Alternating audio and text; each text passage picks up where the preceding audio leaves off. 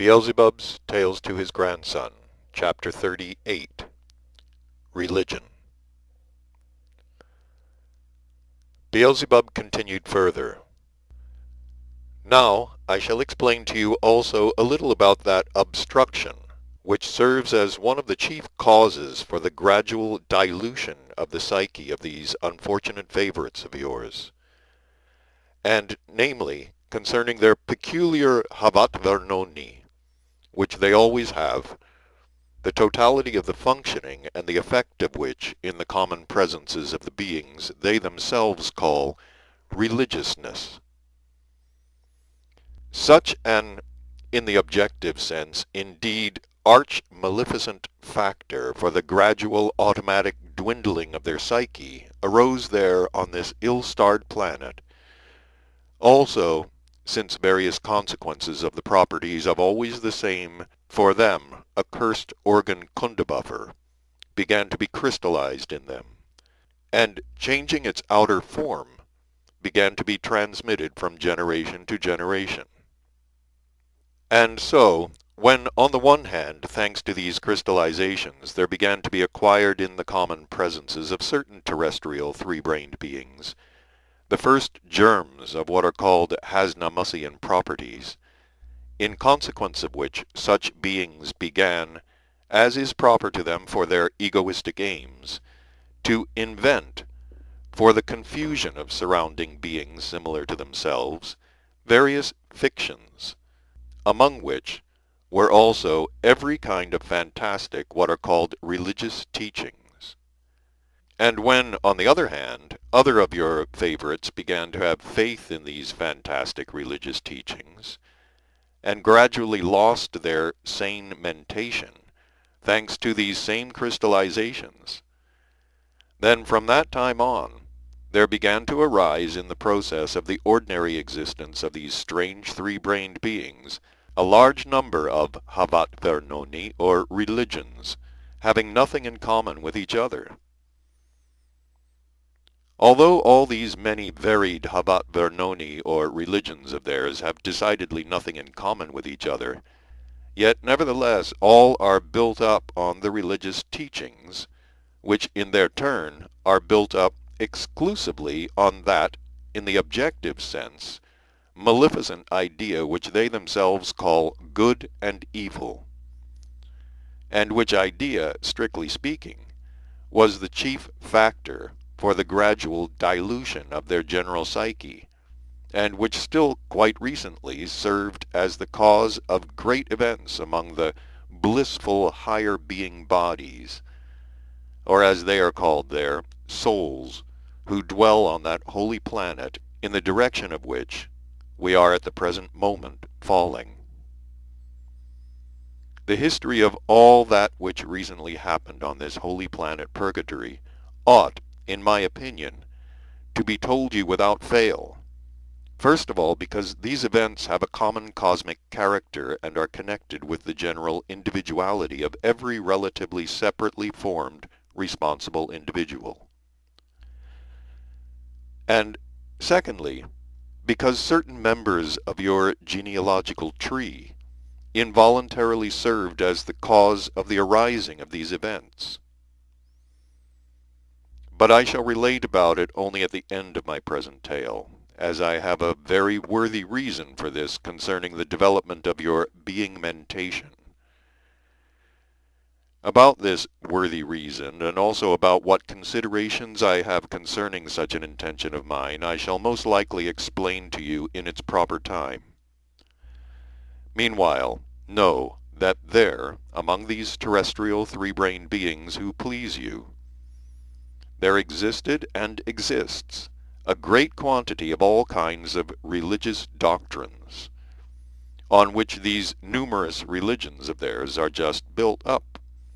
and that they usually arise in the following way.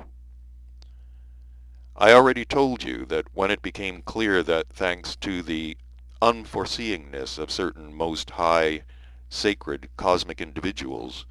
the results of the consequences of the organ Kundabuffer,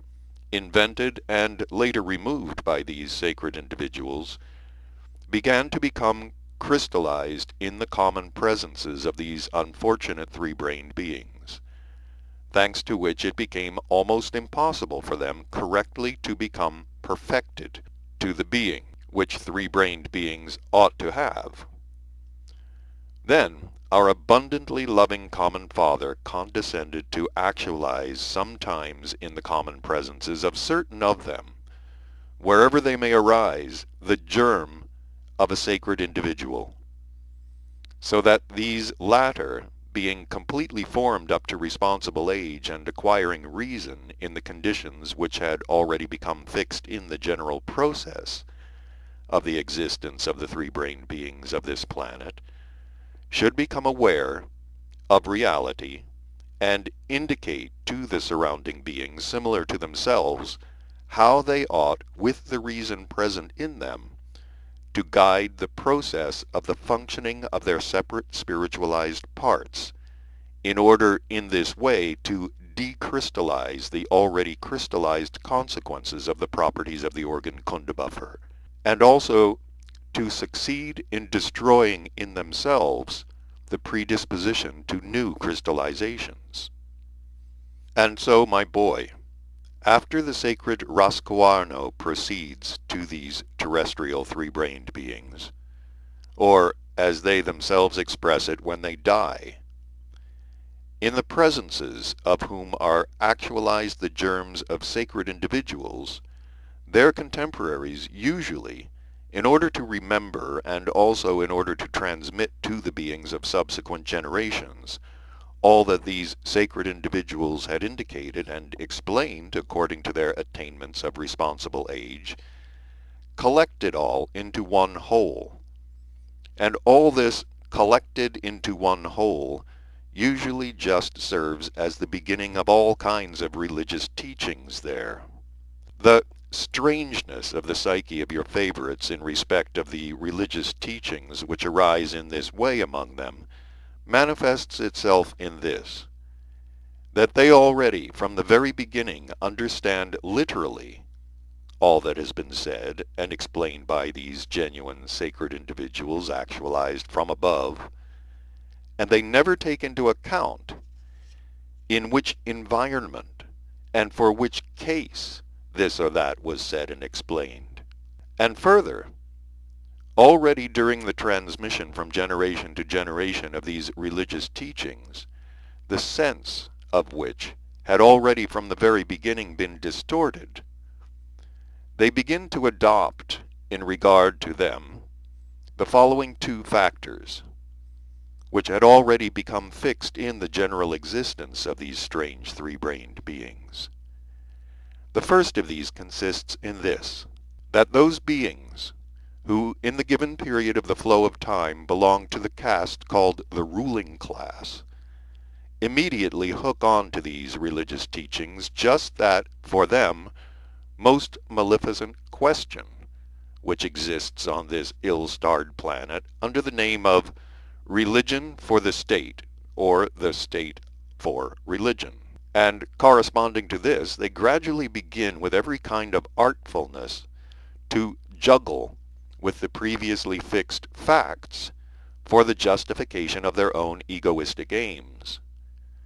And the second consists in this, that certain ordinary beings there, owing to the fault of their producers, acquired in their common presences during their arising as well as during their formation into responsible beings, the inherency of what is called psychopathy, or parasitism,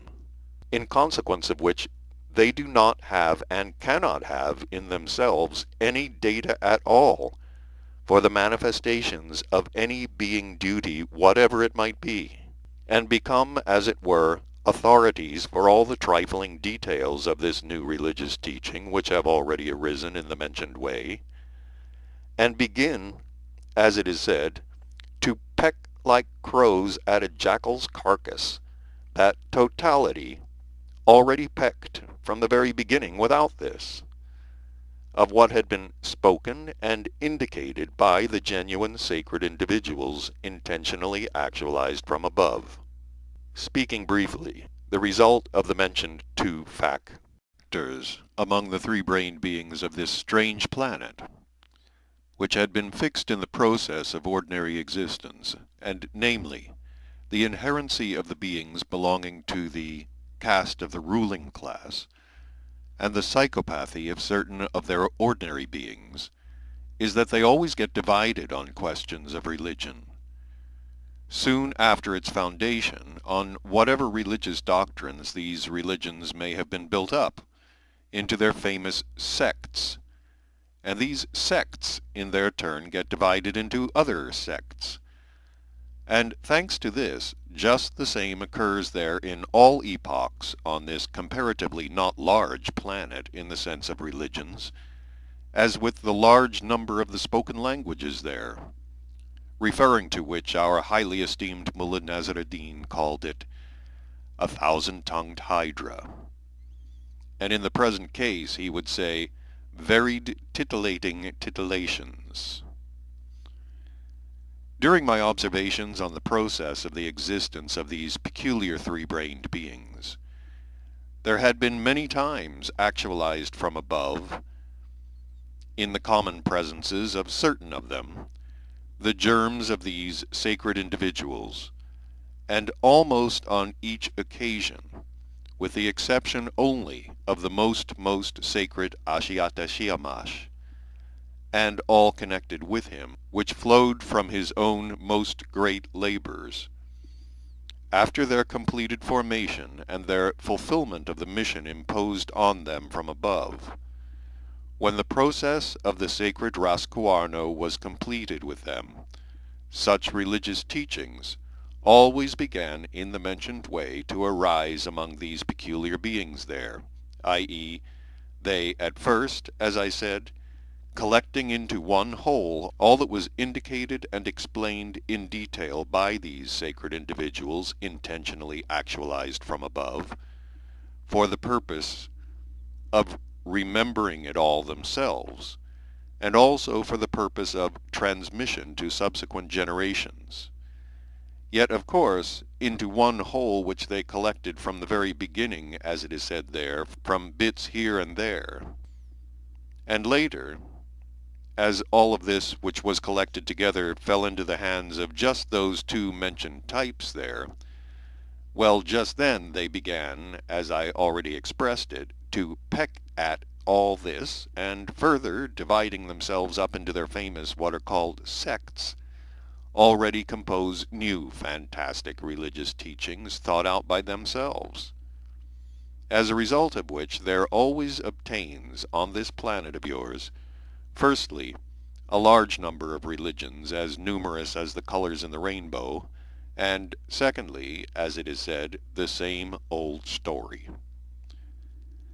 During recent centuries, your favorites had many hundreds of these peculiar independent religious teachings in the common planetary process of their being existence. And the basis for all of them was the totality of the indications and explanations which had still survived and which had arisen in the mentioned way, given to them by the sacred individuals intentionally actualized among them from above. On these survived totalities, by which during recent times they were in a strange manner inspired, and from which with their bobtailed reason they borrowed ideas for the inventions of their still newer and newer religious teachings, there were based 5 religions, which still exist today, namely those religions called 1. The Buddhistic, 2. The Hebrew, 3. The Christian,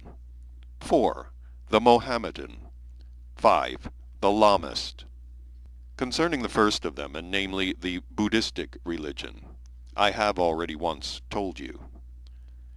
The second, namely the Hebrew, is founded, as it were, precisely on the teachings of the Saint Moses,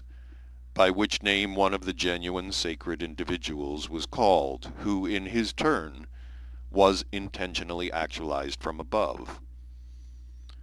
The actualization of this sacred individual proceeded there in the planetary body of a boy, who arose in a country now called Egypt, a little after my fourth personal sojourn on the surface of this planet of yours. This sacred individual, whom your favorites at the present time call Saint Moses, accomplished a great deal for them and left them many of those exact and corresponding indications for ordinary existence, so that if they would adopt and actualize them normally, then indeed all the consequences of the properties of the absolutely maleficent for them organ Kundabuffer might become gradually decrystallized, and even the predisposition for new crystallizations might be destroyed. But to the common misfortune of all beings, with just a little reason, of all our great universe, they began gradually to mix into all the counsels and indications of this normality-loving Saint Moses, as it was already proper to them to do, such a mass of what are called spices, that the saintly author himself could not with all his wish recognize anything of his own in this, as it were, totality collected by them of all he had explained and indicated. Your favorites of already the first generation of the contemporaries of St. Moses evidently found it profitable for their special aims to insert in these religious teachings almost the entire fantastic teaching which I already told you when I related that among the ancient three-brained beings of the second grouping on the continent Ashark, or contemporary Asia, there was a king named Konuzion, a subsequent saint, who, for the purpose of saving his subjects from the pernicious habit of chewing the seed of the poppy, first invented his fantastic religious doctrine. After Saint Moses, the sacred individual was actualized there who laid the beginnings of that religion which your contemporary favorites call Christianity. This sacred individual, called by your favorites Jesus Christ, was actualized in the planetary body of a boy of that race of terrestrial three-brained beings whom Saint Moses, on the command from above, chose from among the beings of the country Egypt, and led to what is called the land of Canaan. After this Jesus, there were actualized also on the continent Asia two other sacred individuals, on whose teachings the beings were founded two of the enumerated religions existing there until today. And namely, one of these two sacred individuals was Saint Mohammed, who appeared among the, as they are called, Arabs, and the other, Saint Lama, appeared among the beings dwelling in the country named Tibet. At the present time, the first of the five religious teachings I mentioned, and namely the Buddhistic, is spread chiefly among the beings dwelling in the country India, the former Gemchania, and in the countries called China and Japan. The followers of the second religious teaching, and namely the Hebrew, are now scattered over the whole planet. In this place in my tales, it will do no harm also to remark the cause itself, owing to which the followers of the teaching of this Moses are scattered over the whole planet, as from this explanation you will well understand about one peculiar property of the organ Kundabuffer, and namely, about the property which evokes the feeling called envy. And you will also understand in what way each property of this organ, however small it may be the cause of very great consequences. The point is that the beings who chiefly professed the teaching of this Moses then very well organized themselves in their community, and therefore in the psyche of the beings of all other communities of that period, this same property called envy began to be crystallized in relation to the beings of this community. And so strongly was this property crystallized in them, that even after the flow of many of their centuries, when the Hebrew community already ceased to be organized and powerful, and this former powerful community came to an end. As occurs there, according to law, to all powerful communities, then not only was this relation towards the beings of the descendants of this community on the part of the beings of other communities not destroyed, but even in the majority of them, the feeling of envy towards them has already become organic. The third religion, founded on the teaching of Jesus Christ, very soon became in its primordial form so widely spread that almost 1/3 of all the three-centered beings of this planet were its followers. But thereafter,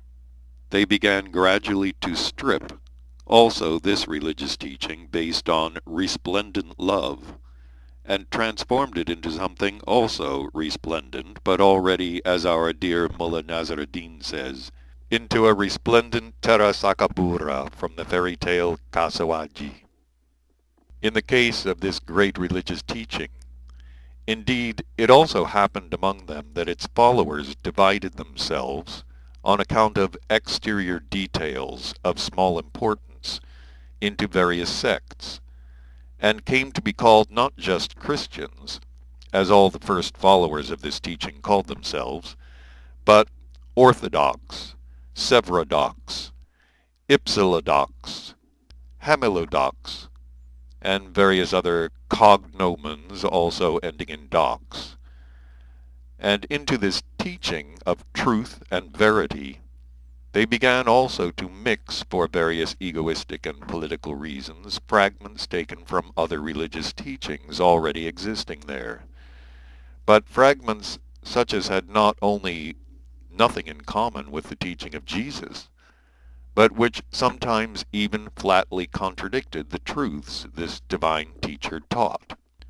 They mixed in it a great deal from the teaching of St. Moses, which by that time had already been thoroughly distorted, and much later, namely during the period which contemporary beings there called the Middle Ages, the so-called elders of the Church inserted into this Christian religion nearly the whole of that fantastic doctrine invented by those learned beings in the city of Babylon, who belonged to the school of the dualists, about which I've already told you. The elders of the Church in the Middle Ages probably inserted this last doctrine for the convenience of their own shops, and for the shops of their assistants, because of the famous paradise and hell contained in it. And therefore, at the present time, in place of the teaching of the divine teacher Jesus Christ,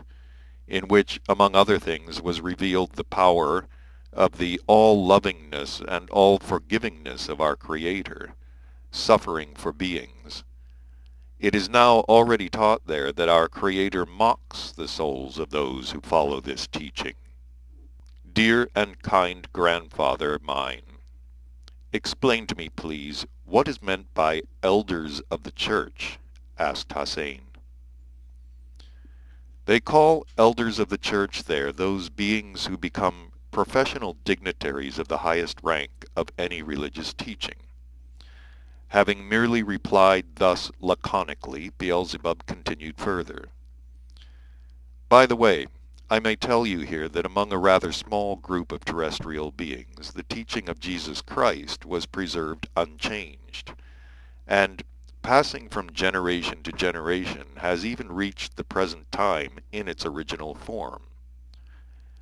This smallish group of terrestrial beings is designated the Brotherhood of the Essenes. The beings of this brotherhood succeeded at first in introducing the teaching of this divine teacher into their own being existence, and subsequently in transmitting it from generation to later generations, as a very good means for freeing themselves from the consequences of the properties of the organ Kundabuffer. Now, as regards the fourth great religion existing there now, which arose several centuries after the Christian religion, and was founded on the teaching of the full of hope Saint Mohammed, this religion at first spread there widely, and it might perhaps have become eventually a hearth of hope and reconciliation for them all, if these strange beings had not stirred this also into a hodgepodge. On the one hand, its followers also mixed into something from the fantastic theory of the Babylonian dualists, but on the other hand, the elders of the church of this religion, called in this case Sheikhs Islamists, themselves invented and added to it many things about the blessings of this notorious paradise, which, as it were, existed in the other world. Such blessings as perhaps could never even have entered the head of the chief governor of purgatory, his all-quarters maintainer, the arch-cherub Helkgamatios, even if he were deliberately to try to imagine them. Although the followers of this religion also, from the very first, split into many different groups and subgroups, which, by the way, continue there even up till now, nevertheless they all subscribe to one or another of its two independent, as they are called, schools, which were formed at the very beginning of its arising. These two schools of the Mohammedan religion are called there the Sunnite and the Shiite. It is very interesting to note that the psychic hatred of each other formed in the psyche of the beings who belong to these two independent schools of one and the same religion has, on account of their frequent clashes, now been transformed completely into an organic hate. Beings of certain European communities have, during recent centuries, greatly contributed by their incitement to the rise of this peculiar transformation of that strange being function. And they have employed and continue to employ this incitement in order that the animosity between the beings who follow these two independent schools of one and the same religion should increase, and that they should never unite, since if this were to happen, there might soon be an end there for those European communities. The point is that nearly half of the ordinary three-brained beings there are followers of this Mohammedan teaching, and only as long as this mutual hatred exists among them will they mean nothing terrifying in the sense of reciprocal destruction to European communities. And hence it is that accidentally arisen, newly baked communities always rub their hands and rejoice when sparks fly between the Sunnites and the Shiites,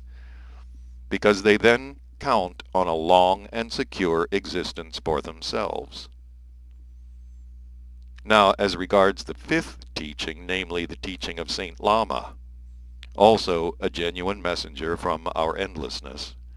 the teaching of this sacred individual was spread among those three-brained beings there who, on account of the geographical conditions, scarcely ever happened to come into contact with other beings of this ill-starred planet, and in consequence have scarcely been affected by the abnormally established conditions of ordinary being existence there.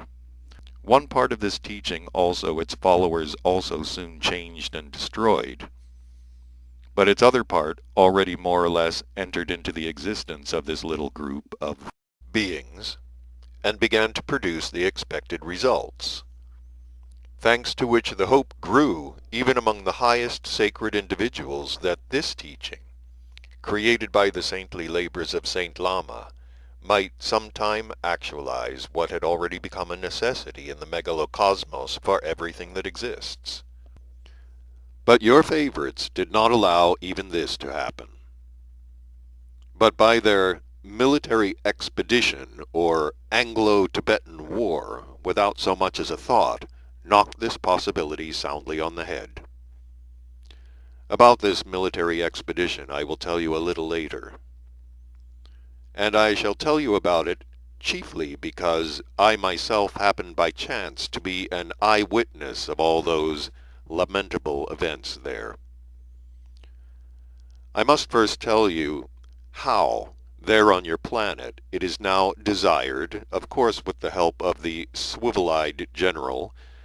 finally to dispatch, even the remnants of those two named religions still existing there, which, although they are already changed even beyond recognition, yet nevertheless have, during the last centuries, made the ordinary existence of the three-brained beings there, though very remotely, yet all the same a tiny bit like the ordinary existence of the three-brained beings breeding on the other corresponding planets of our great universe. And for certain of them, their phenomenally haphazard existence somewhat tolerable objectively. Namely, I shall here tell you how there is just now proceeding the process of the final dispatch of two of the great religions of the five mentioned, now existing, which were founded, though from bits here and there, nevertheless on the teachings of genuine messengers of our endlessness himself. One on the teaching of St. Jesus, and the other on the teaching of St. Mohammed.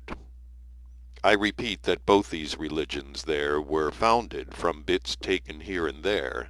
from the teachings of two genuine messengers of his endlessness, and though the three-brained beings there of former centuries stripped both these teachings, much as the Russian Sidor stripped his goats, yet nevertheless some even down to the present time believed in something,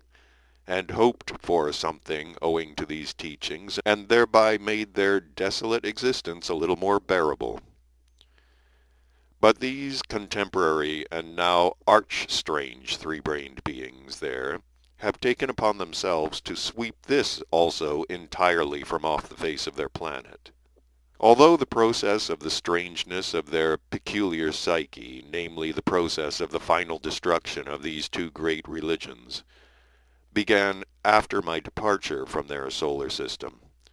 yet thanks to the contents of an etherogram about the beings of that strange planet, which I received just before our flight from the planet Caritas,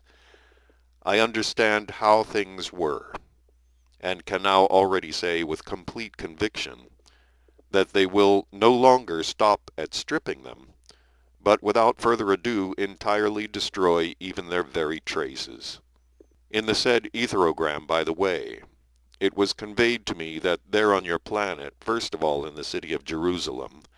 a university, specially for Jewish youths, was being opened.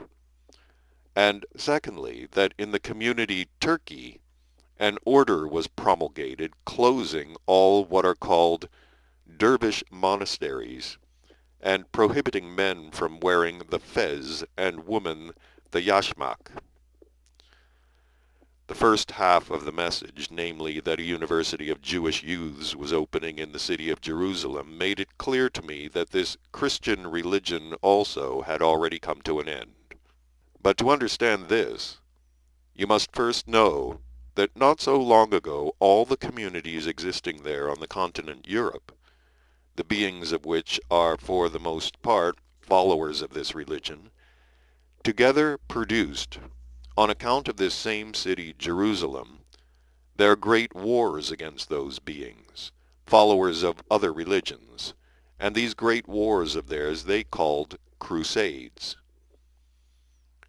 They produced these wars or crusades only in order that this city of Jerusalem, in which this divine teacher Jesus Christ had existed, suffered, and died, should become exclusively Christian.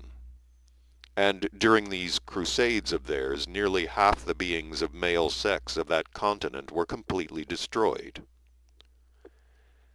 And now, in this same city of Jerusalem, they have opened their contemporary university for Jewish youths, and almost certainly, too, with the common consent of all those same European Christian communities. Just that nationality is called Jewish, in which the divine Jesus appeared and existed, and the beings of which tortured and crucified him on a cross. Although the present generation of Jews are not direct enemies of Jesus Christ, yet they each also now have the conviction that this Jesus who appeared among their ancestors and came to be regarded as a sacred personality by all the followers of the Christian religion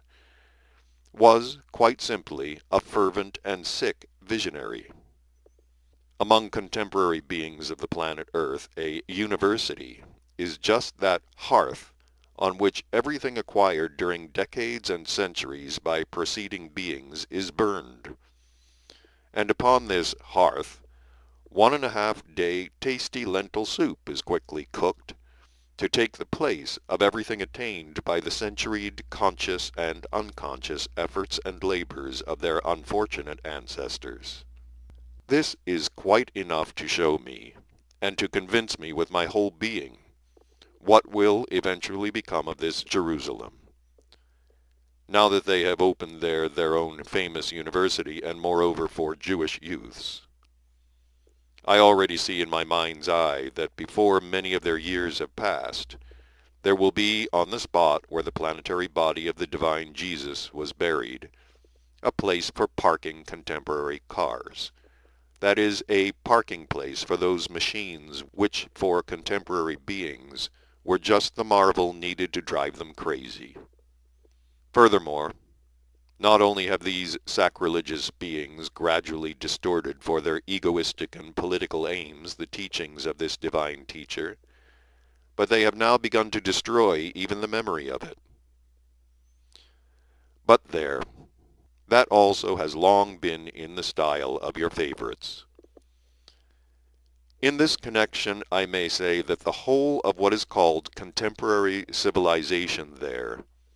tends only to increase the speed of this machine invented by them and maleficent just for themselves. And indeed, in the last etherogram I received about the three-brained beings of that ill-fated planet,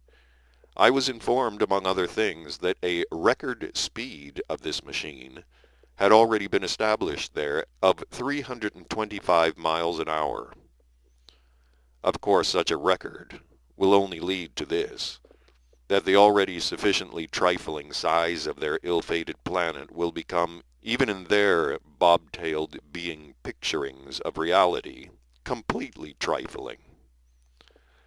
Well, the Lord Creator be with them, my boy. Whatever speed they may attain with this machine of theirs, all the same, if they remain as they are, not only they themselves, but even their thought will never go any further than their atmosphere.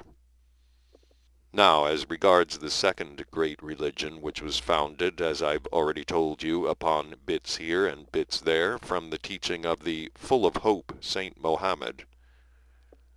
this religion, from the very beginning of its arising, began to be particularly applied and used for their egoistic and political aims by beings there with Hasnamussian properties, and hence it is the most stripped of all. The power-possessing beings of certain communities there gradually mixed into this divine teaching for their said Hasnamussian aims such spices of their own invention that a Shirakurian combination resulted, the secret of which would be the envy of all the contemporary famous European, as they are called, pastry cooks and chefs. And so, judging by the latter half of the contents of this etherogram, the process of the entire destruction of this second great religion is bound to proceed, or had already proceeded there, on account of that order mentioned in the etherogram promulgated by the power-possessing beings of the community Turkey. The point is that this same community of Turkey is one of the largest of all the communities there whose beings profess this religion. I must first tell you that from the beginning of the rise of this Mohammedan religion, certain beings of this same community took in the teaching of this religion in its primary form very well, and began gradually to incorporate it into their daily existence. And therefore, although the teaching of this religion was gradually changed under the influence of the power-possessing beings there, nevertheless, among these same certain beings there, this teaching of Mohammed passed from generation to generation in an unchanged form. Until now, therefore, there has at least been a faint hope that if sometime these strange beings should suddenly settle down, this teaching would infallibly regenerate and actualize those aims for which it was created by the full of hope Saint Mohammed. So, my boy, these same certain beings there were called dervishes,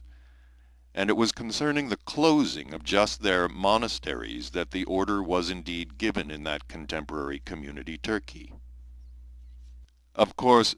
by the destruction in Turkey of this dervishism, those last dying sparks will also be entirely extinguished there, which, preserved as it were in the ashes, might sometime rekindle the hearth of those possibilities upon which Saint Mohammed counted, and for which he had hoped. And as regards the other order communicated to me in that etherogram and promulgated in that same community Turkey, namely the prohibition upon beings of the male sex to wear the formerly famous fez, and upon the beings of the female sex the yashmak. The consequences of these innovations are very clearly depicted in my being picturings about the future. Thanks to these innovations, there is no doubt but that exactly the same will be repeated with the beings of this Turkey as occurred to the beings of the large community Russia, after they had also begun to imitate everything European. It may be noted, for example, that indeed in all the beings of that large community Russia, only 1 or 2 centuries ago, when, before they had yet begun to imitate everything European, these two being functions still obtained, which are called matadamlik and namaslik, or as these being feelings are still called, the feeling of religiousness and the feeling of patriarchality. And it was just those same being feelings which a couple of centuries ago made the beings of that large community famous, among other beings of the whole of this planet, in respect of their morality and the patriarchality of their family foundations. But when afterwards they began imitating everything European, both these being feelings still remaining in them began gradually to atrophy in them. And now at the present time almost all the beings of that community have become, in the sense of religiousness and patriarchality, such the notion of which our wise teacher Mullah Nasr ad-Din expresses by the mere exclamation, get along with you. In Russia, moreover, none of this began with the yashmak or the fez. No, these headdresses were not worn there. But it was begun there with the beard of the beings of the male sex. For the three-brained beings of the male sex there, the beard is the same as our tail is for us, which, as you already know, adds to the beings of the male sex among us masculinity and activity. It is now the turn of these unfortunate Turks. Once they have proposed to change their fezes for European bowlers, the rest will follow of itself. Of course, the psyche of these Turkish beings will also soon degenerate, as it degenerated in the beings of the community of Russia. The difference between the Russian beings and the Turks is only in this, that for the Russians, one being only, namely their Tsar, was the cause for this transformation of their psyche, whereas for the beings of the community Turkey, several beings were its cause. And there were several because these Turks recently changed their old many centuries established state organization for a new one, a certain special republican form. And in place of one ruler, as had obtained among them during their former state organization, there were several. If even this former state organization of theirs was bad, yet to counterbalance this, there was a single ruler who introduced innovations solely for his community, and furthermore, all of them old patriarchal. And now in this community Turkey, of the chief leaders there are several, and each of them is a wiseacre who forces upon the unfortunate ordinary beings of the whole of this community his callowness, not responding at all either to the already long ago crystallized needs of the psyche of the beings of this community, or to their established pillars of their being morality. It is very interesting to notice further that just as formerly the Russian Tsar was supplied by his nearest old patriarchal functionaries with a great quantity of what is called money, obtained by the sweat of the peasants, and was sent to the continent of Europe to study in the various communities there a great number of methods of government, in order that when he returned he might the better orientate himself in the ruling of his community, so likewise these present callow Turkish rulers were also provided by their own patriarchal fathers with much money, this time, however, obtained by the sweat of the Hayvansanan Saks, and also sent to the continent Europe to receive there what they call a good education for the future welfare of their fatherland.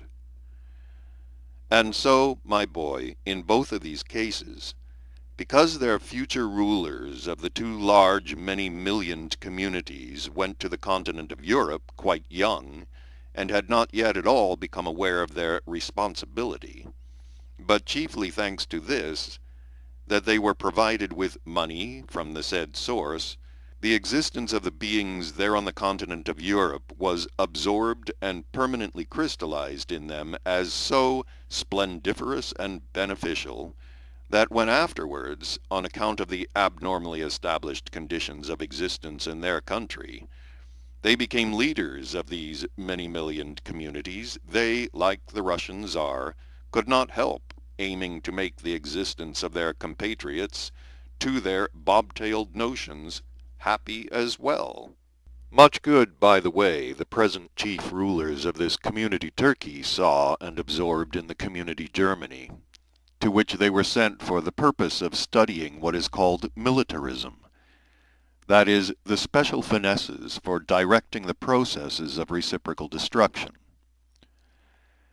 That is why these present chief rulers of the community of Turkey existed a long time in that community Germany, and were for a considerable time there what are called Junkers. Specially much good indeed they saw and absorbed in that Germany in its capital Berlin, on the street called Unter den Linden.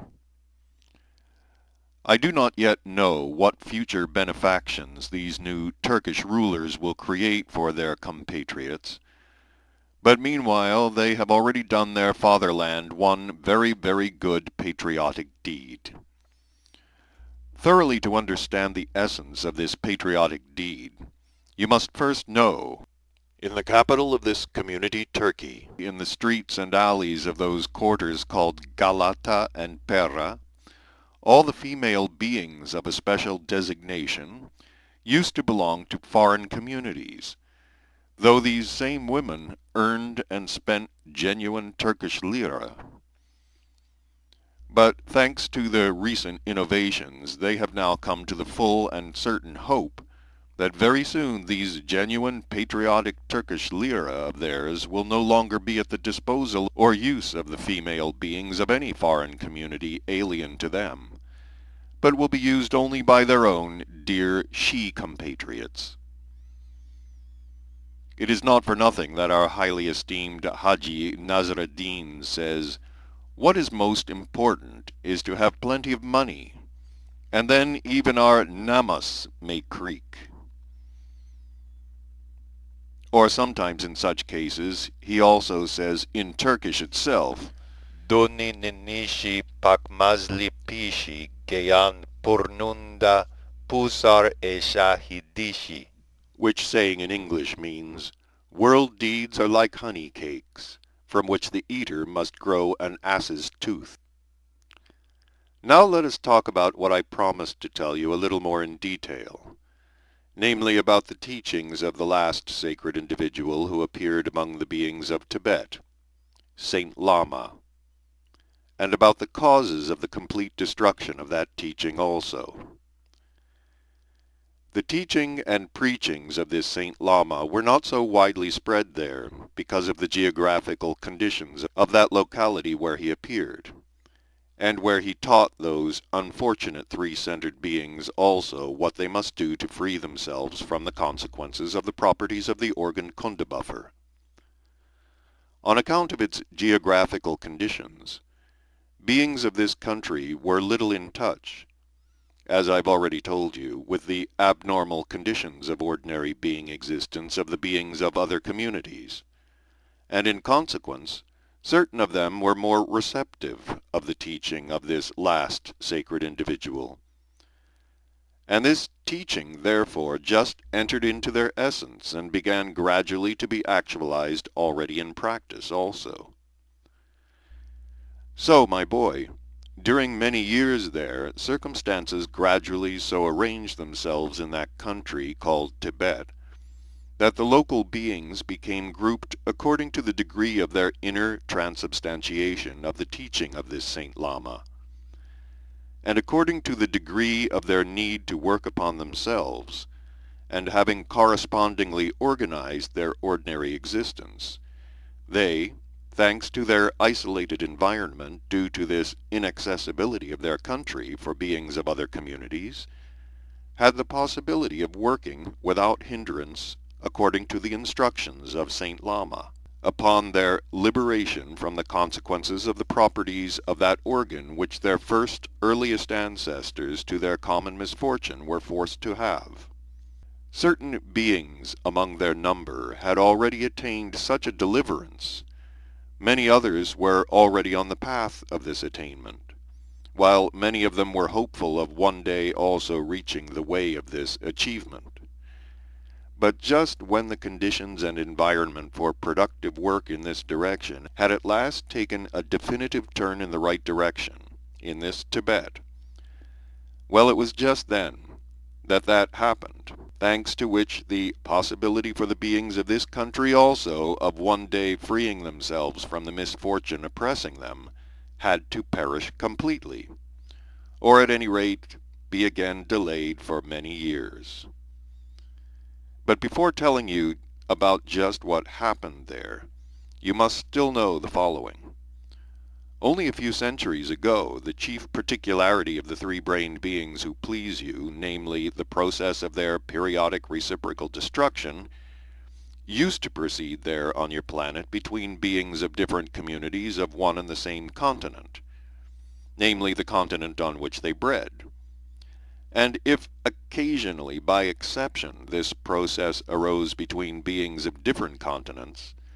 then it occurred only between beings dwelling on the neighboring borders of two adjacent continents. And this was because locomotion by water was still very difficult for terrestrial beings some centuries ago. But after a contemporary being there had by chance discovered the possibility of using the power of artificially rarefied water for such locomotion, or as they say, the power of steam, and had devised suitable vessels for that purpose, these terrestrial beings thereafter just began going for such processes to other borderlands of the neighboring continents or even to other continents. During the last century, one of these favorite places on another continent for the beings of this peculiar planet was the country of ancient Jemchania, or as contemporary beings say there, India. Do you remember that I once told you that to that self-same Jemchania of the continent Ashark, now Asia, beings of the continent Atlantis used to sail in the beginning for pearls, and how later that it was also they who first populated that country? So, my boy, this same unfortunate former Jemchania, now India, has become during recent centuries the favorite place also of the contemporary beings of the continent Europe, but this time for their processes of reciprocal destruction. They began to sail there, and there to produce their processes of reciprocal destruction both among themselves and with the beings breeding there, That is to say, other beings of one European community strove to destroy the existence of the beings belonging to another, also European community, or similar processes proceeded between local beings, with the European beings helping one side or the other side. The processes of reciprocal destruction of local character there in that unfortunate Gemchania were very frequent, especially during the last 18 or 15 centuries. And this was so, firstly because in consequence of a similar great process, the beings there, who had earlier belonged to only two different communities, split into a great number of independent small communities, and secondly because there also then occurred such a combination in the general psyche of beings of that locality that the fits of this property, and namely the striving for reciprocal destruction, occurred in the beings of that part of the surface of the planet Earth everywhere, not simultaneously, but at different times. And this further new combination of their general psyche occurred also thanks to a slight unforeseen misunderstanding connected with the common harmonic movement of the whole of that solar system. I will sometime explain to you also about the details of that misunderstanding. And meanwhile, let us return to our tale we have begun. And thus, that part of the surface of the planet Earth occupied by India has remained, in respect of natural wealth, the same in recent centuries as formerly. And therefore, when in the peculiar psyche of the European beings who had gone to that country for the process of reciprocal destruction, the need to carry on this terror had passed, those beings stayed on there, and either prepared themselves for subsequent similar processes, or, as they say, earned enough to send the required goods for the ordinary existence of their families who had remained on the continent Europe. And all kinds of goods they earned there by means of their trades, consisting for the most part of manufacturing what are called copper buttons, hand mirrors, beads, earrings, bracelets, and various other such gewgaws, for which it appeared the beings of that country also had a weakness. Quite from the beginning of this period, the beings of the continent Europe began in various ways to take from the local beings there in Gemchania their lands, also, on which they began to exist, just as on the continent Europe, in separate groups according to the community from which they had emigrated. These beings from different communities of Europe continued also to manifest there toward each other the kind of strange being relationship which beings of one European community manifested then and still continued to manifest towards beings belonging to other communities of the same continent. Namely, thanks also to the consequences of the properties of the organ Kundabuffer, they cultivate feelings which had been crystallized in them into the forms of particular functions existing there under the names of envy, jealousy, sandur, i.e., wishing the death or weakness of others, and so on. And there in Gemchania, too,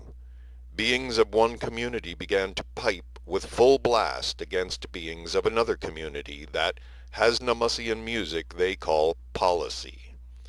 That is, they began to criticize each other, to lower each other's standing, to down each other, and so on, their aim being to create what is called prestige among the local beings in relation to their own community. In the course of such a policy, one of the heads of a certain European community in some way or other learned the secret, how to influence the psyche of beings of other communities to acknowledge the authority of and give supremacy to the beings of his own community. Afterwards, when the beings who had learned this secret, the principle of the action of which was called Xvaznel, or inciting one against the other, initiated the other heads of his community into it, and they all made it the basis of their policy. Then, indeed, the beings of this community began everywhere and in everything to obtain predominance. Although both the former heads of the beings of this community, and also that being himself who had hit upon the secret Xvaznel, already long ago perished, yet subsequent generations, continuing now of course automatically to employ this secret, gradually not only took into their own hands almost the whole of this Gemchania, but also subordinated to their influence the very essence of all the beings breeding on that part of the planet Earth. In spite of the fact that 2 centuries had passed, yet at that period to which my further tale refers concerning the destruction by contemporary beings of the labors of Saint Lama, it all continued in the same way. Having become proud of their success, the recent heads of that mentioned European community who had the luck, thanks to this same secret Xvaznel alone, gradually to subordinate all to their influence and to grasp everything into their hands, wished to lay their paws even on that which had until then been considered unattainable. Namely, they decided to take possession of also that neighboring country called Tibet, which was then considered to be inaccessible, and therefore one day for them fine, but for all the rest of the beings of that planet sorry day, they assembled many beings of their community, and still more from among the number of small local communities already conquered by them, and with the help of every possible new invention of their contemporary European civilization for the process of reciprocal destruction, they began very quietly to move towards this country hitherto considered inaccessible. In spite of the help of these European new inventions of every kind,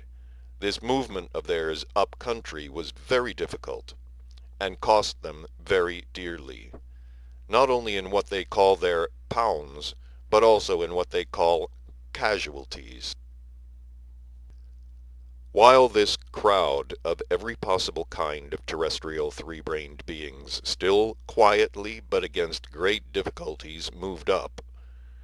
the beings themselves who dwelled above in Tibet as yet suspected nothing whatever of what these European beings called their military expedition against their country. And they learned about it only when that mob was already up. When the beings of this high country learned of this unusual event, they immediately became alarmed and agitated because they had grown accustomed to the notion during many centuries that the place of their existence was inaccessible to everybody, and that beings of other communities, no matter what may be their means for the process of reciprocal destruction, would be unable to penetrate to them in any way. So certain were they of this, that they had not even once cast a glance downwards to see what was being done during this time in respect of the aim of penetrating into their inaccessible country, and hence they did not take any corresponding measures in advance. It was from this that the sorrowful events subsequently came, which were finally to destroy all the results created by that full of faith, sacred individual, Saint Lama. First of all, it is necessary to tell you that this high country was a place of existence also of that small group consisting of 7 beings there, also according to the rules established from the very beginning, were guardians of the most secret instructions and last counsels of Saint Lama. This group consisted of these 7 beings who, following the indications of Saint Lama for freeing themselves from the consequences of the properties of the organ Kundabuffer,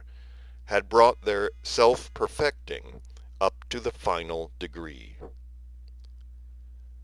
When this group of beings of 7 learned of this event, it dispatched the chief among them to join the agitated chiefs of the whole country in a conference which took place in the capital just on the day of the arrival of these uninvited guests from below.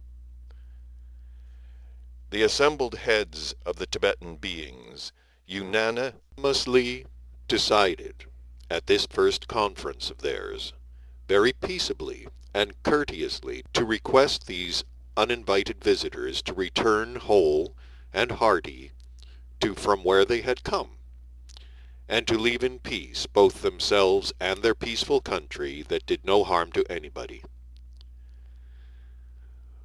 When, after several days, it became clear that these uninvited guests would not consent to return, but as a consequence of this request even hastened to move forward more deeply into the country, the members of the first council became even more alarmed, arranged a second council, and began to deliberate what to do to prevent these beings from entering, as it is said, a stranger's house without invitation. A quantity of every sort of means were proposed for removing from their country these beings who had broken like ravens into a stranger's nest. But one in particular found support: to destroy utterly to the last man all these uninvited swaggerers. And this, my boy, could have indeed been easily done, because such is the country, that without any additional means, merely by stones thrown down from the mountains, a single being could destroy thousands of enemy beings passing along the valleys, and especially was this possible because every one of them knew the lie of his native country like the palm of his hand. By the close of this conference, all the heads of the country Tibet had become so excited that they would almost certainly have decided to carry out the proposal supported by the majority, if the head of that small group of 7, who, as I've already told you, had been sent to this council by the other members, had not intervened in this stormy council. This head of 7, later a saint, while persuading the other participants in this conference that what they had proposed must not be done, said, among other things, "The existence of every being is equally precious and dear to our common Creator God. Therefore the destruction of these beings, so great in number of them too, would give no small grief to that one who, even without this, is overburdened with the care and sorrow of all that exists among us on earth." All that this future saint then said in the assembly of Tibetan chiefs was so generally persuasive that they decided not only to take no measures against the strangers, but even to take every kind of precaution that no one should hinder the march of current events. Thereupon the beings appearing from below as uninvited guests, meeting with no opposition anywhere, moved forward there into the heart of that unique country, which hitherto had been isolated from all the conditions of ordinary being existence, growing always worse on your planet. Well then, there just proceeded that which resulted in a great calamity, not only for all present and future beings of this unlucky country, but perhaps even for all in general present and future three-brained beings of the whole of that unfortunate planet. The point is, that at the final conference of the heads of the whole of Tibet, a resolution was carried out by the way that certain members of the council chosen by lot should go to those districts through which these foreign beings would pass, in order to warn in advance the local population of the considered decision of their leaders, and persuade them to permit nobody, under any circumstance, to hinder the passing of these foreigners. Among the number of those sent to the districts through which the foreign armed beings would pass, the choice fell upon the chief also of this small group of 7. And when this future saint arrived for the purpose mentioned at one large point, near which the armed crowd of foreign beings had camped for a needed rest, a stray bullet, fired intentionally or accidentally in the street of this large point by one of these newcomers from below, killed on the spot this future saint. In this way ended the existence of the chief of the small group of nearly perfected brothers, and overcome by the terror of such an event, nothing more remained for them but only to take all the necessary steps to bring home the planetary body of their former chief. In order that you may clearly represent to yourself the real terror of the situation experienced by these 6 brothers who were left without their chief,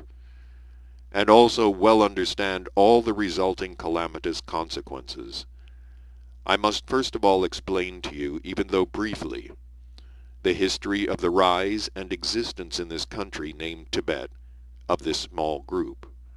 which had always consisted of 7 three-brained beings of your planet. This group was formed and existed long before the appearance on the planet Earth of that last sacred individual, Saint Lama. From very early times it was composed of 7 beings, directly initiated by Saint Krishnatacharna, also a messenger of our endlessness, specially sent to the 3-centered beings of the planet Earth breeding in the country Jemchania. When Saint Buddha afterwards appeared there in Jemchania and made clear that many instructions of Saint Krishnatacharna were not yet obsolete from the psyche of the beings of that same country, and that these instructions, when absorbed by any of the beings there, contribute to the destruction of those consequences of the properties of the organ Kundabuffer, to help them in freeing themselves, from which he had himself also been sent to them. And when he decided to put these instructions of Saint Krishnatacharna as a whole into the basis of his own teaching also, then these 7 beings there, initiated directly by Saint Krishnatacharna after Buddha had taught them the aim and necessity of their existence,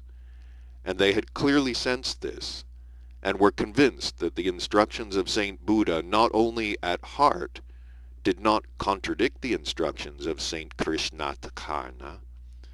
but even corresponded more perfectly to the psyche of the beings of that given period, became followers of Saint Buddha. And still later,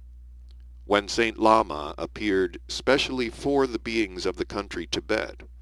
and he also in his turn found that many instructions of Saint Buddha would still correspond very well with the psyche of the beings of that country, if only certain changes of detail were admitted into them corresponding to the change in external conditions of existence, which had been brought about under the influence of time. He therefore also put into the basis of his teaching many instructions from the verities pointed out already by Saint Krishnatacharna before him, and renewed by Saint Buddha. Then this small group of initiated beings, as well as other groups already followers of Buddha, having also clearly sensed that the additions and changes brought to his teaching by Saint Lama corresponded better to the contemporary psyche, and became followers of Saint Lama. Among the beings of this small group there existed a rule, which, by the way, they kept very strictly, in accordance with which certain secret instructions of Saint Lama concerning the beings of their group were transmitted from generation to generation through their chief alone. And he could initiate into these secrets the other 6, only after certain attainments on their part.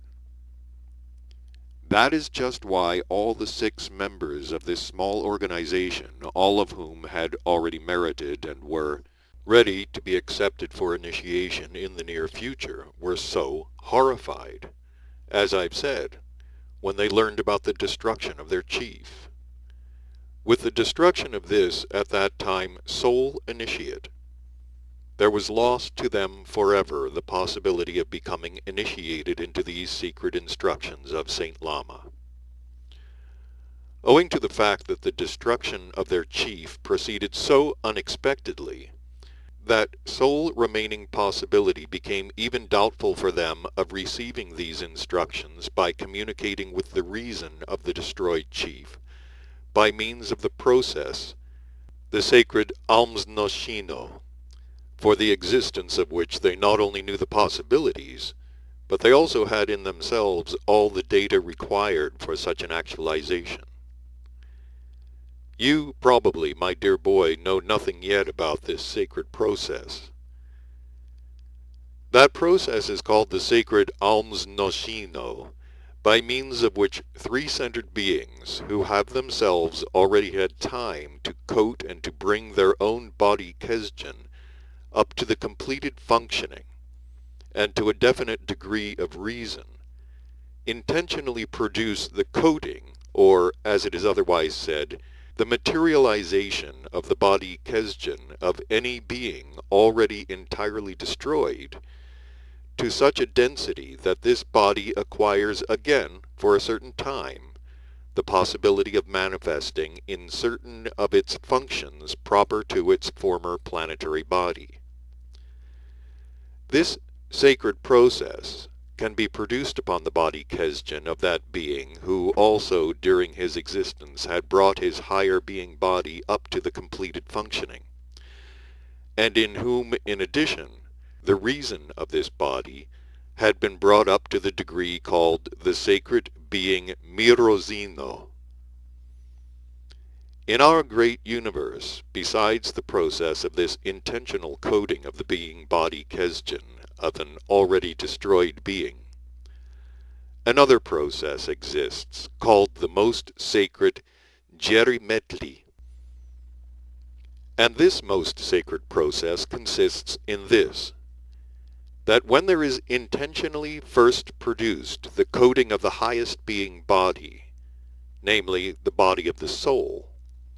only afterwards, as in the first case, is the sacred alms noshino produced. It is possible, of course, to produce both these processes only in that case, if such higher being bodies are still in those spheres contactable by the sphere of that planet on which these sacred sacraments are produced. And in addition, these formations, evoked intentionally and consciously by definite beings, can exist and maintain connection and communication with them only as long as the beings who produce these formations consciously feed the body kesjen with their own sacred Aisachladan.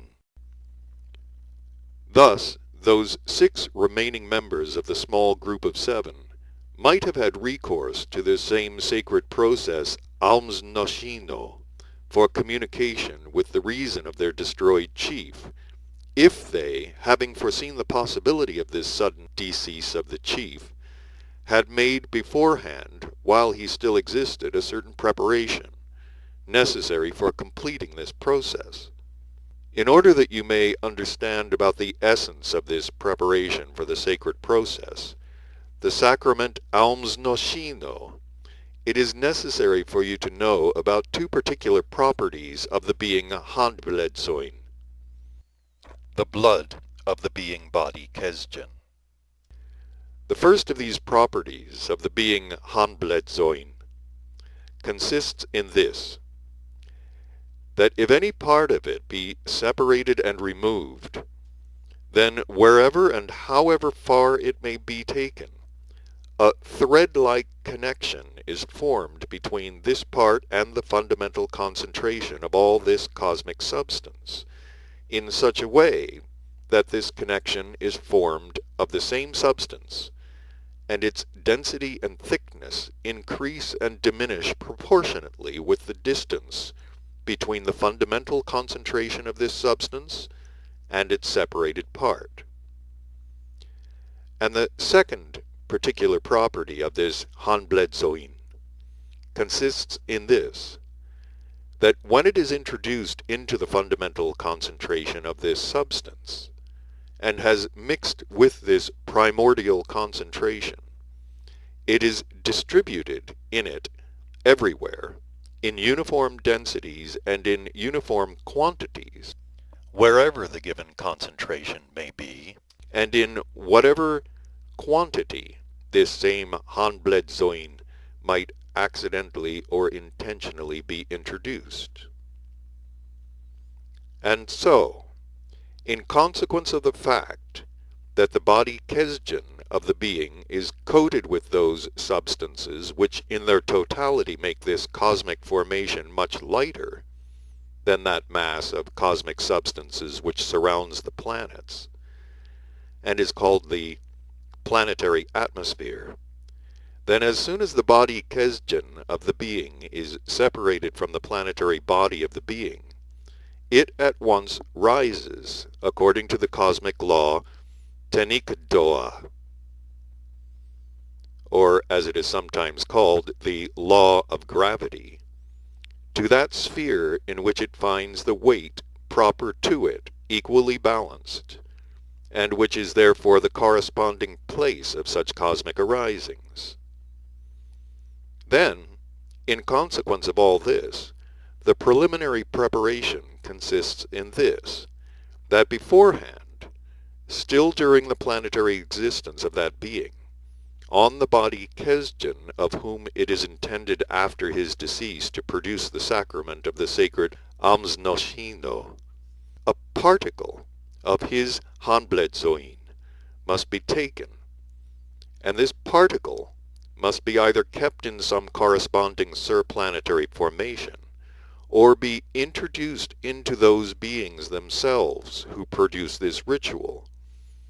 and intentionally blend with the Handbledzoin of their own body Kesdjan.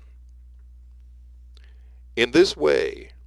when the three-brained perfected being foredesigned for this sacrament Almsnoshino ceases his planetary existence, and his body Kesdjan is separated from his planetary body, then, thanks to the first particular property of this being Handbledzoin, that connection begins to be established about which I have just told you, between the given body Kesdjan and that place where the particle of his Handbledzoin was preserved beforehand, or those beings who intentionally coated this particle in their own bodies Kesdjan. In order to be clear in our subsequent talks upon this question, you must now be told just here that the said connection, one end of which is kept in the body Kesdjan, which has risen to its corresponding sphere, and the other end of which stays either within those surplanetary formations in which the particle from the general mass of the Handbledzoin of the given body Kesdjan was fixed, or in those beings who intentionally blended the Handbledzoin of the given body Kesdjan with the Handbledzoin of their own body Kesdjan, can exist in space only for a limited period, namely only until the completion of the appointed movement of that planet on which the given being had arisen around its sun. And at the beginning of such a new completing movement, the said threads completely disappear. And they disappear because in the atmosphere surrounding all planets,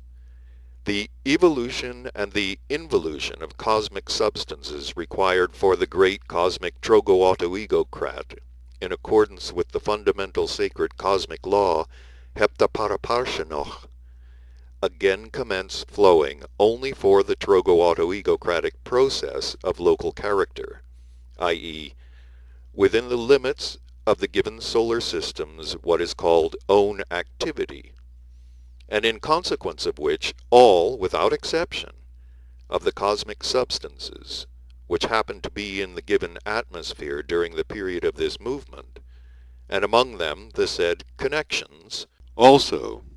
are immediately transformed into those cosmic substances which must be present in these atmospheres. So, my boy, until these completed movements have come to an end, those beings existing on the planets who either have in themselves a particle of the Hanbled Zoin of any body Kesdjan, or have at their disposal the surplanetary formation in which that part of the Hanbled Zoin was fixed,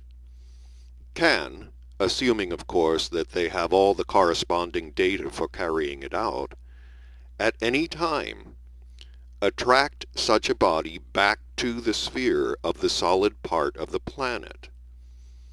and saturating it to the condensation corresponding to their own Hanbled Zoin, in this way establish relations with the reason of that already completely formed independent cosmic unit. And this attraction, or as it is sometimes said, materialization, is produced, as I've already told you, by means of what is called valikrin, that is, by the conscious injection in a certain way of one's own Hanbled Zoin into the ends of these connections. Several times, even before this Tibetan case, this sacred process, Amsnoshino, had already been produced on your planet by the three-centered beings of different periods. And about the information concerning these sacred processes of former times, several legomenisms existed. It was through these legomenisms also that this small group of Tibetan beings already knew all the details of the procedure relating to this sacred process. And of course they also knew about the need of the special preliminary preparation for it. But having now no other possibility of learning all the secret sacraments, except only by attempting to enter into relations with the reason of their deceased chief,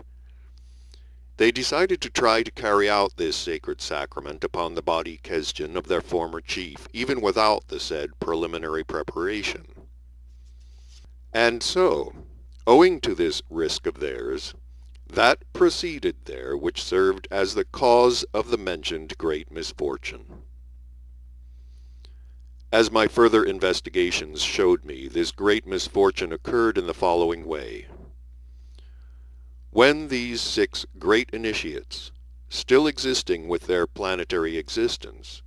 began by twos, in turns, uninterruptedly for 3 days and 3 nights to produce upon the planetary body of their former chief the process valikrin, that is, the inpouring of their own Hanbled Zoin into this body. Then, because of the absence of the said preliminary preparation of the connection with his body Kesdjan, their Hanbled Zoin did not go to the actualization where it should have gone, but only accumulated chaotically over this planetary body of their former chief. And since, unfortunately for them, during these same days a reinforced blending of the sacred active element Okidanoch was proceeding in the atmosphere above that locality, or as the beings say there were great thunderstorms, then between these 2 cosmic results, still only in the process of transition from one definite cosmic phenomenon to another, a what is called sobrionolian contact resulted. And it was thanks to that contact there, on that small area of that ill-starred planet, that accelerated cosmic phenomenon resulted called Notunishtono, that is to say, the sudden and instantaneous evolution of all cosmic formed crystallizations, and namely, all the neighboring surplanetary formations were immediately transformed into the prime source substance Etherocrylno.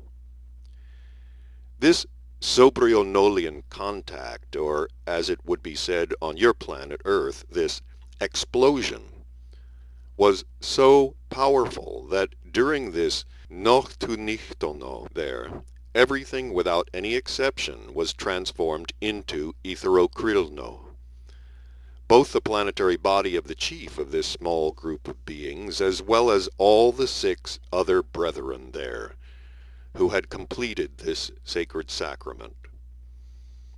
And likewise, in general, all the spiritualized or only concentrated surplanetary formations which were in the given region within an area of 1 shmana,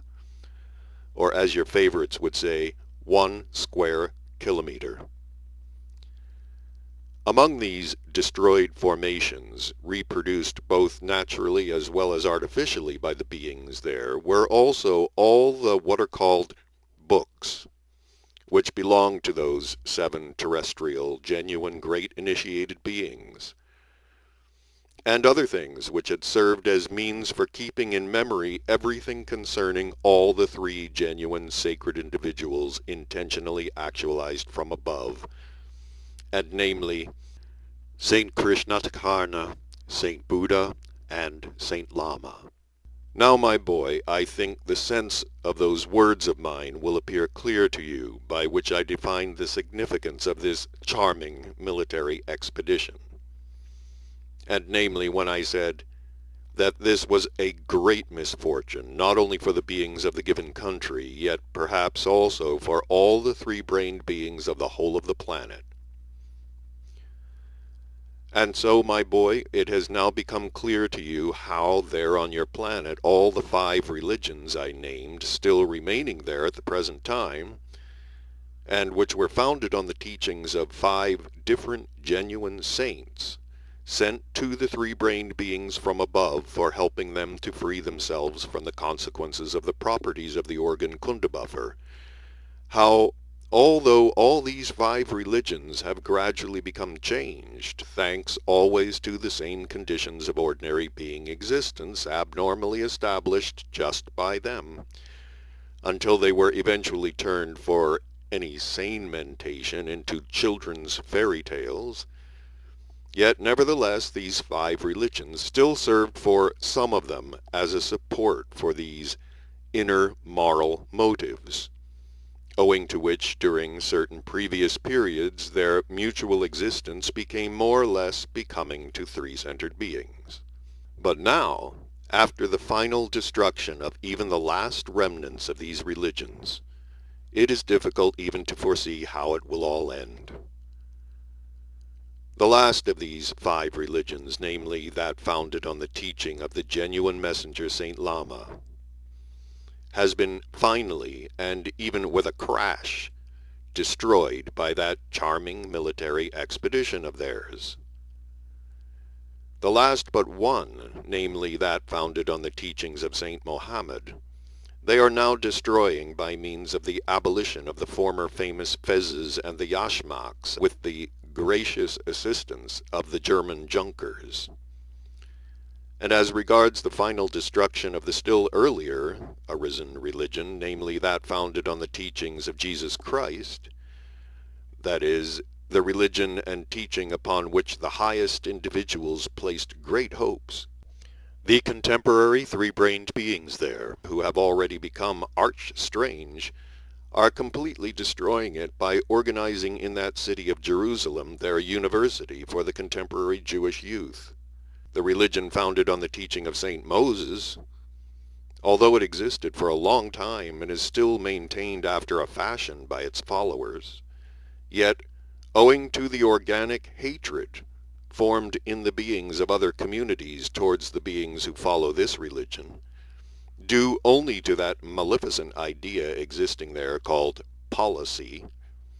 infallibly, sooner or later, they will doubtlessly croak it as well, and also with a crash. And finally, as regards that religion there which was, so to say, founded on the teaching of Saint Buddha,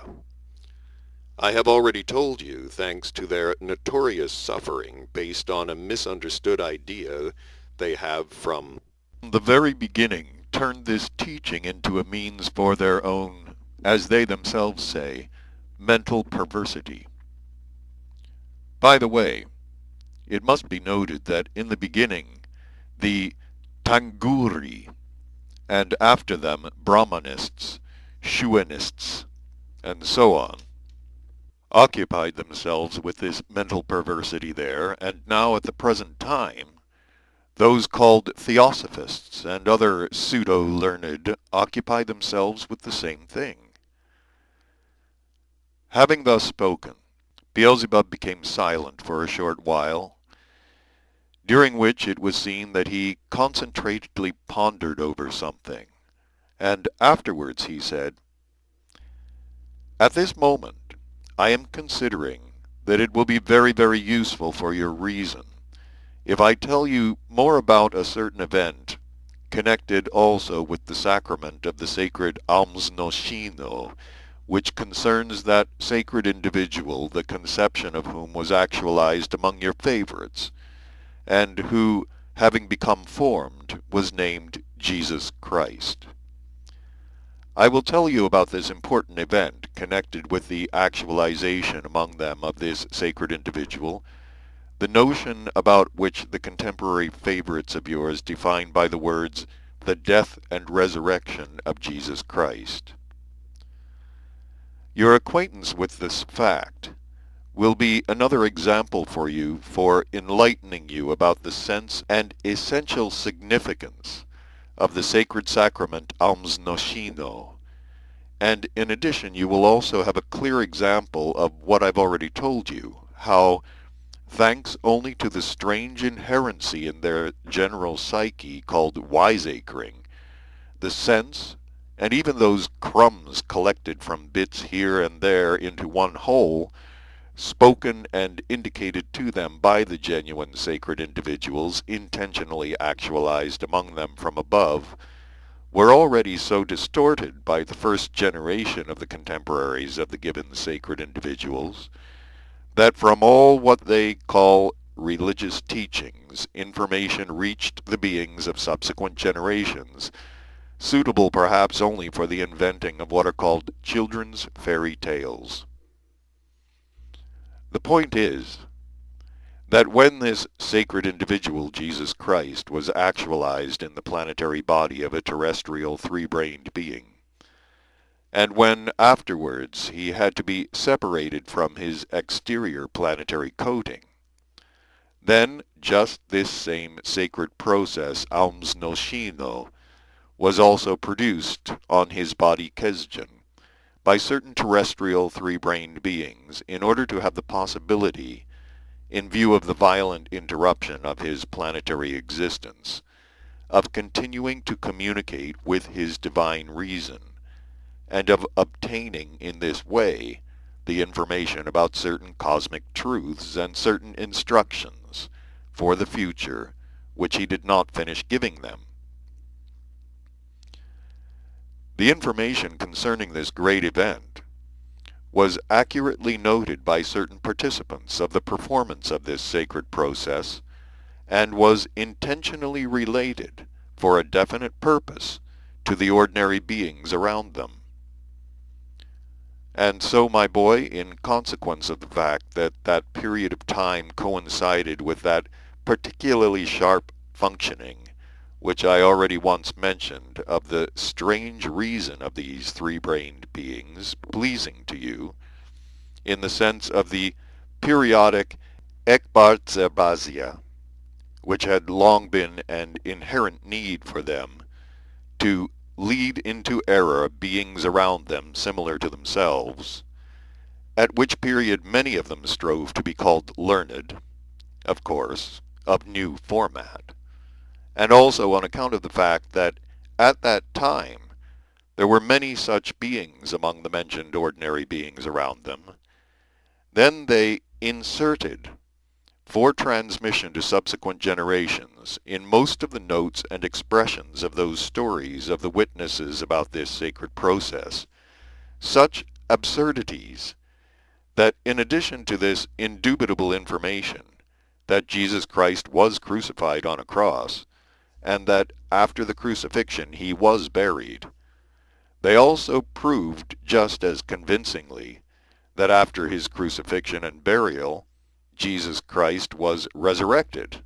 and continued to exist among them and to teach this and that, and only afterwards did he raise himself with his planetary body to heaven. The result of this kind of, in the objective sense, criminal wiseacring of theirs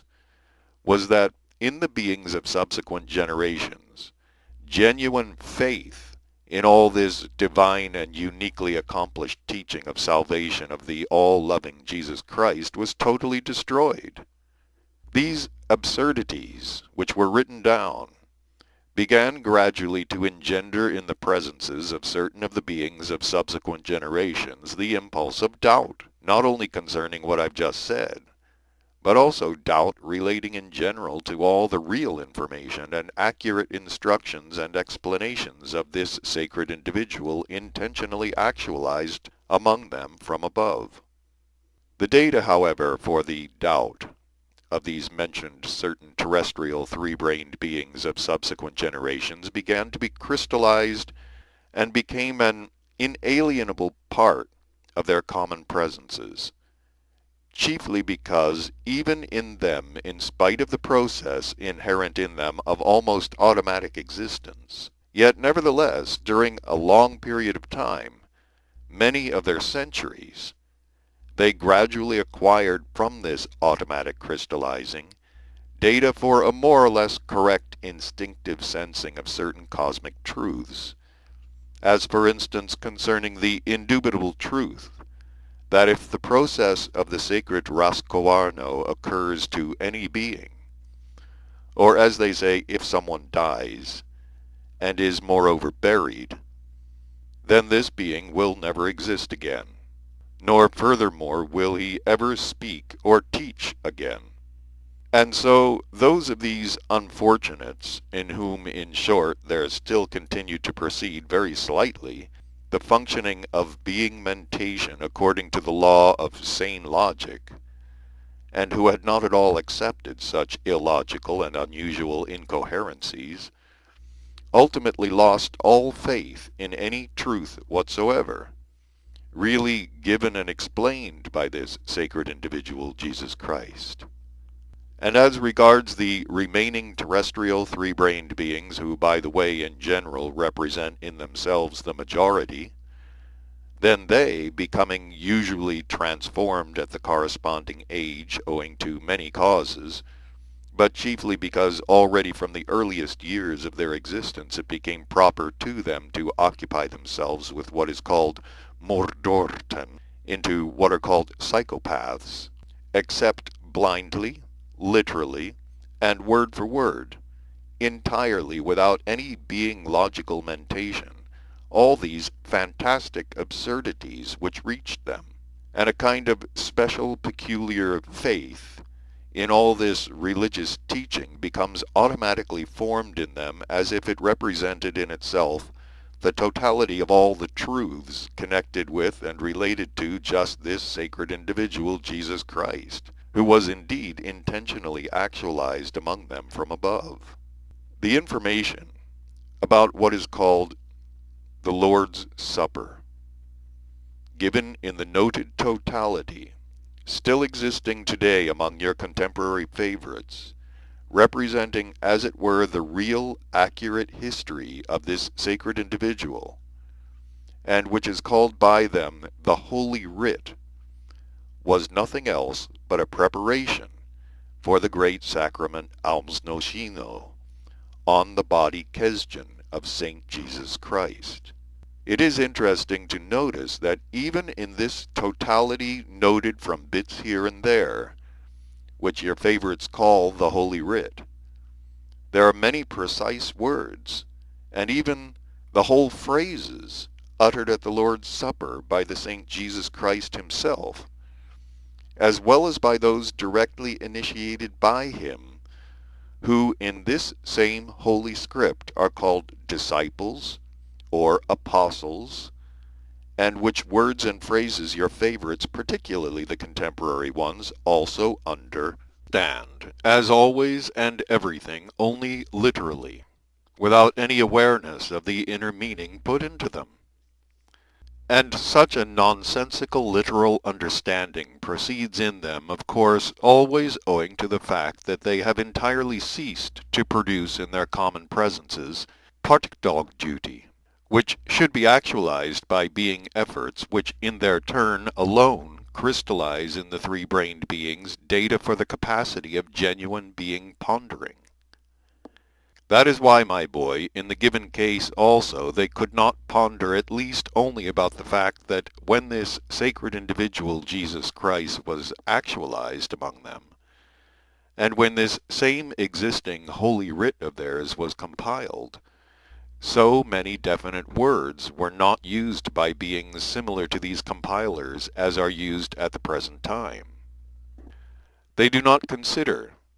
that at that period being mentation among the beings of this planet was still nearer to that normal mentation, which in general is proper to be present among three-brained beings, and that at that time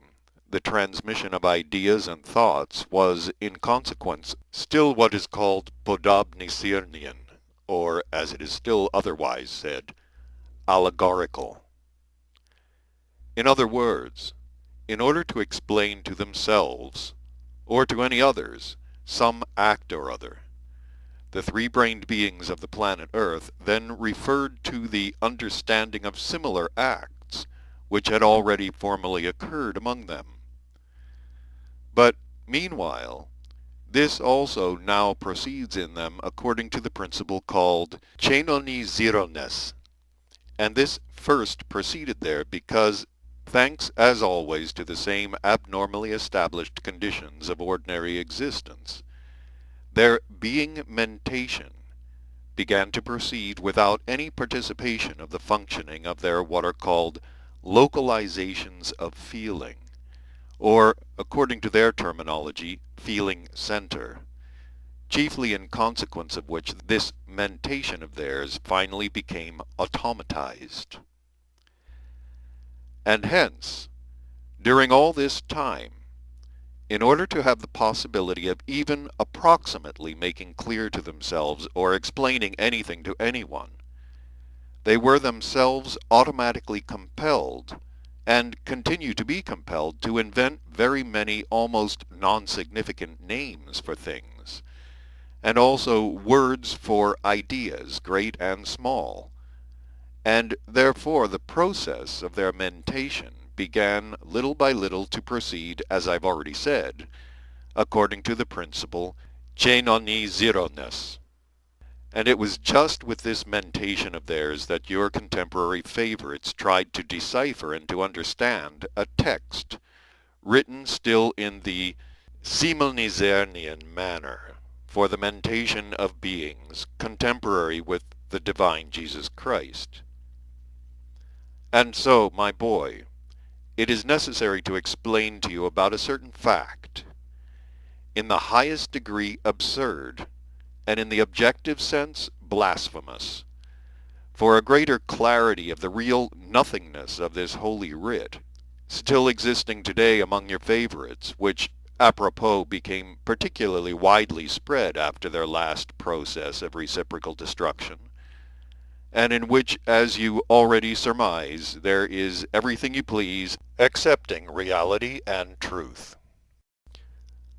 I will inform you, namely concerning what is said in this contemporary Holy Writ,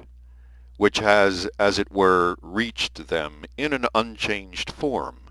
about the chief, most reasonable, and most devoted of all the beings directly initiated by this sacred individual, or, as they would say, about one of his apostles. This devoted and favorite apostle, initiated by Jesus Christ himself, was called Judas. According to the present version of this Holy Writ, everyone who wishes to draw on the true knowledge will acquire such a conviction, which will also be fixed in his essence, that this same Judas was the basest of beings conceivable, and that he was a conscienceless, double-faced, treacherous traitor. But in fact, this Judas was not only the most faithful and devoted of all the near followers of Jesus Christ, but also, only thanks to his reason and presence of mind, all the acts of this sacred individual could form that result, which, if it did not serve as the basis for the total destruction of the consequences of the properties of the organ Kundabuffer in these unfortunate three-brained beings, yet it was nevertheless, during 20 centuries, the source of nourishment and inspiration for the majority of them in their desolate existence, and made it at least a little endurable. In order that you may better represent and make clear to yourself the genuine individuality of this Judas, and the significance of his manifestation for the future, I must first still inform you that when this sacred individual, Jesus Christ, intentionally actualized from above in a planetary body of a terrestrial being, completely formed himself for a corresponding existence, he decided to actualize the mission imposed on him from above through the way of enlightening the reason of these three-brained terrestrial beings by means of 12 different types of beings chosen from among them, and who were specially enlightened and prepared by him personally. And so, in the very heat of his divine activities, surrounding circumstances independent of him were so arranged that, not having carried out his intention, i.e., not having had time to explain certain cosmic truths and to give the required instructions for the future, he was compelled to allow the premature cessation of his planetary existence to be accomplished. He then decided, together with these 12 terrestrial beings intentionally initiated by him, to have recourse to the sacred sacrament Alms no Shino, the process of the actualization of which sacred sacrament was already well known to all of them, as they had already acquired in their presences all the data for its fulfillment, so that he should have the possibility, while he still remained in such a cosmic individual state, to finish the preparation begun by him for the fulfillment of the plan designed for actualization of the mission imposed on him from above. And so, my boy, when having decided on this, and being ready to begin the preliminary preparation required for this sacred sacrament, it then became clear that it was utterly impossible to do this, as it was too late. They were all already surrounded by beings called guards, and their arrest, and everything that would follow from it, was expected at any moment. And it was just here that this Judas, now a saint, and formerly the inseparable and devoted helper of Jesus Christ, and who is hated and cursed owing to the naive non-reasonableness of the peculiar three-brained beings of your planet, manifested himself and rendered his great objective service for which terrestrial three-brained beings of all subsequent generations should be grateful. This wise, onerous, and disinterestedly devoted manifestation taken upon himself consisted in this: that while in a state of desperation, on ascertaining that it was impossible to fulfill the required preliminary procedure for the actualization of the sacred Alms no Shino, this Judas, now a saint, leaped from his place and hurriedly said, "I shall go and do everything in such a way that you should have the possibility of fulfilling this sacred preparation without hindrance," and meanwhile set to work at once. Having said this, he approached Jesus Christ, and, having confidentially spoken with him a little, and received his blessing, hurriedly left. The others, indeed without hindrance, finished everything necessary for the possibility of accomplishing this sacred process Alms no Shino. After what I've just said, you should now, without any doubt, understand how the three-brained beings of the two types indicated by me of the planet Earth, which has taken your fancy, have distorted, for various egoistic aims, all the truths to such an extent that about this Judas, now a saint,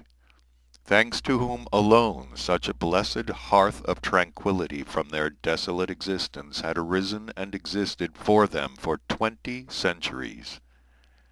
there has been crystallized in the presences of the beings of all subsequent generations such an unprecedented, unjust representation. I personally even think that if this Judas was presented in their Holy Writ as a type of this kind, then it may have been for this reason that it was necessary for someone or other, also belonging to the mentioned types, to belittle in this way, for a certain purpose, the significance of Jesus Christ himself. And, namely, he appeared to be so naive, so unable to feel and see beforehand, in a word, so unperfected, that in spite of knowing and existing together with this Judas so long, he failed to sense and be aware that this immediate disciple of his was such a perfidious traitor, and that he would sell him for 30 worthless pieces of silver. At this point in Beelzebub's tales, he and all the passengers of the intersolar system ship Karnak suddenly sensed in their organ of taste a special sour, bitterish taste. This signified that their ship was approaching that place of their destination, in the given case, the holy planet Purgatory. They sensed the sour, bitterish taste because a special magnetic current was released from the steering compartment of the ship to inform all the passengers of the approach to the place of destination. Beelzebub therefore interrupted his tale, and glancing affectionately at his grandson, said, "Now we shall have willy-nilly to stop our talk about this sacred individual, Jesus Christ. But nevertheless, my boy, when we arrive home and exist on our dear Karatas,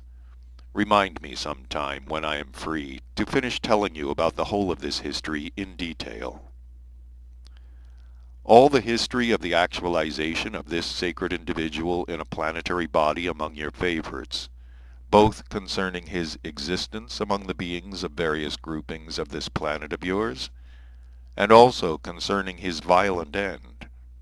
is very, very interesting just for you who wish to explain to your reason all the details of the strange psyche of these peculiar three-brained beings. And it will be very instructive and interesting to know that part of the history of this Saint Jesus Christ,